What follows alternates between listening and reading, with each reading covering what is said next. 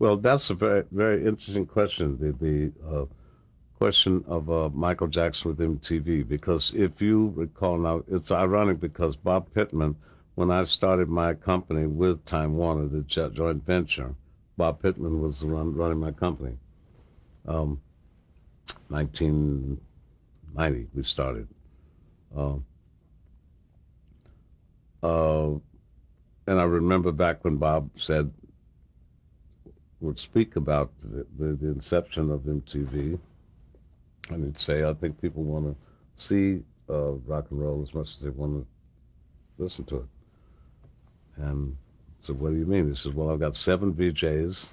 All of the content is provided as promotional tools, so that doesn't even cost any money." And I said, "How do you know you need 7 VJs?" He said, "Because we're smart, and if it's too many, we'll have 5 next week. If it's not enough, we'll have 9." And he developed a budget, came up with a budget to take to the Warner board. They threw him out, and Steve Ross pulled him around the corner, gave him 50, and said, "Go do it." And there's nothing else to talk about. It just kept. It became the mantle of the youth culture. Now I saw Tom Preston the other night, and Sykes and all those guys. It's the Viacom. It's huge. Um, but in the beginning, it was clearly one of this editorial policies was no black music. It was only rock and roll. And if you remember the hassles with Rick James, Super Freak, who was trying to get on there. And I remember we went down at Warner Brother Villa with Steve Ross who just finished Michael. And it got resolved down there. He said Michael was going on.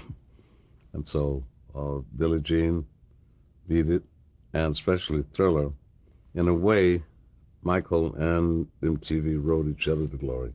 I mean, really rode each other to glory because the videos standard has not changed since then. Britney Spears does the same thing. Madonna does the same thing. The foundation, the template was laid back then. Yeah, I remember John Landis had a 10-camera shoot on Thriller. I remember the night he shot it.